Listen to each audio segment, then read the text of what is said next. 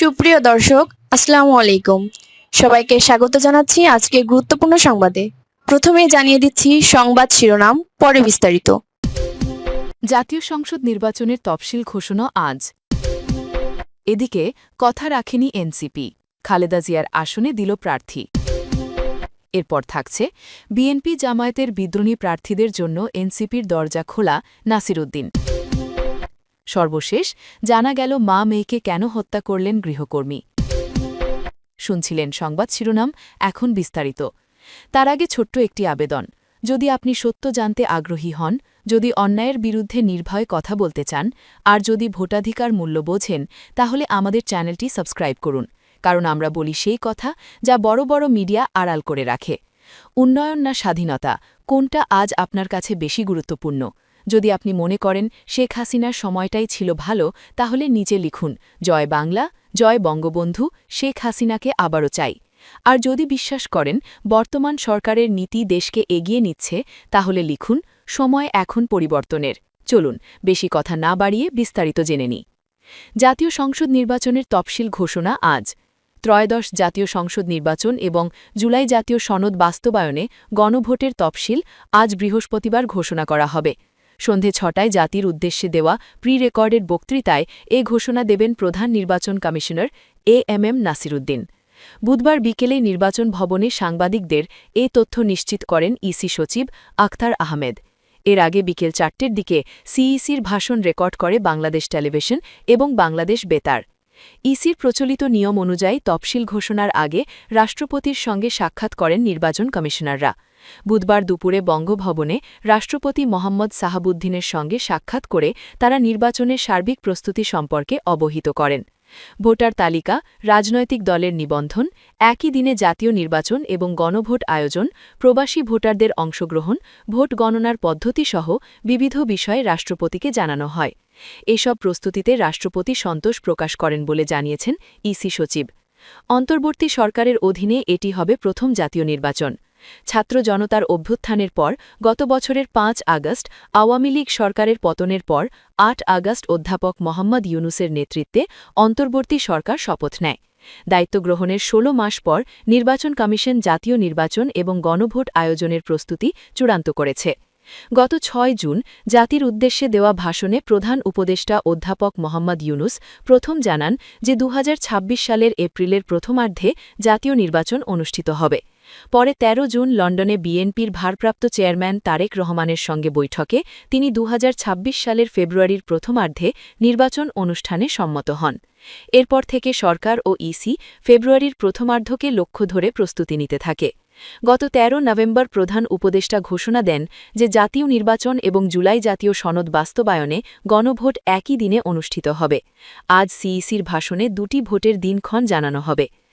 একই দিনে জাতীয় নির্বাচন এবং গণভোট আয়োজনকে বড় ধরনের প্রশাসনিক চ্যালেঞ্জ হিসেবে দেখছে ইসি। সময় ব্যবস্থাপনা নিশ্চিত করতে ভোট গ্রহণের সময় ১ ঘণ্টা বাড়ানো হয়েছে। এবার ভোট চলবে সকাল ৭টা ৩০ থেকে বিকেল ৪টা ৪৫ পর্যন্ত। ভোট কেন্দ্রে গোপন কক্ষের সংখ্যাও বাড়ানো হবে। নিরাপত্তা নিশ্চিত করতে সশস্ত্র বাহিনী সহ বিভিন্ন বাহিনীর প্রায় ৯ লাখ সদস্য মোতায়েন থাকবে, যা এখন পর্যন্ত সবচেয়ে বড় নিরাপত্তা প্রস্তুতি।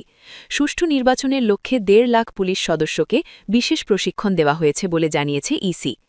এদিকে বাগেরহাটে ৪টি সংসদীয় আসন পুনর্বহালের হাইকোর্টের রায় বহাল রেখেছে আপিল বিভাগ। গত ৪ সেপ্টেম্বর প্রকাশিত নতুন গেজেটে বাগেরহাটে একটি আসন কমিয়ে ৩টি করা হয় এবং গাজীপুরে একটি বাড়িয়ে ৬টি করা হয়। এই সিদ্ধান্তের বিরুদ্ধে করা রিটে হাইকোর্ট বাগেরহাটের ৪টি আসন আগের মতো পুনর্বহালের নির্দেশ দেয়। আপিল বিভাগ বুধবার ইসি ও অন্যদের করা আবেদন খারিজ করে হাইকোর্টের রায় বহাল রাখে। ফলে বাগেরহাট ১, ২, ৩, ৪ এ ৪টি আসনই পুনর্বহাল থাকছে। তবে ইসি এখনও আদালতের আদেশ হাতে না পাওয়ায় তাই আজ যে ৩০০ আসনের গেজেট অনুযায়ী সীমানা নির্ধারণ করা হয়েছিল সেটি রেখেই তফসিল ঘোষণা করা হবে বলে জানিয়েছেন ইসি সচিব। আদালতের আদেশ হাতে এলে প্রয়োজন অনুযায়ী সংশোধন করা হবে।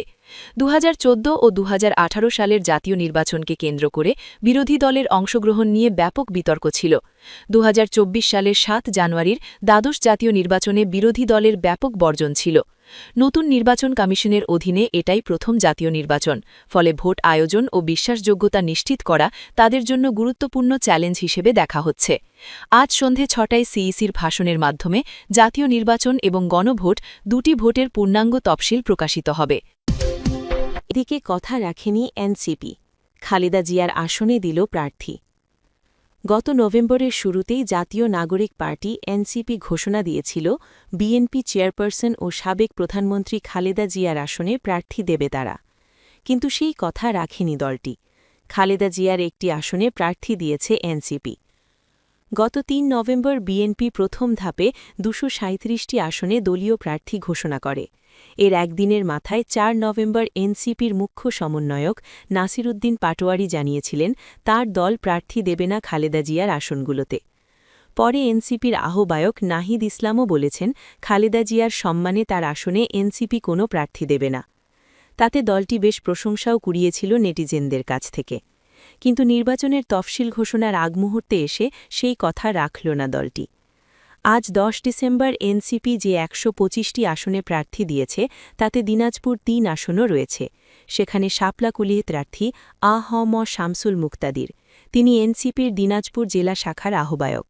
আসনটিতে ধানের শীষ নিয়ে লড়ার কথা খালেদা জিয়ার। বিএনপি ঘোষিত প্রার্থী তালিকা অনুযায়ী ফেনী ১, দিনাজপুর ৩ ও বগুড়া ৭ আসন থেকে ভোট করবেন তিনি।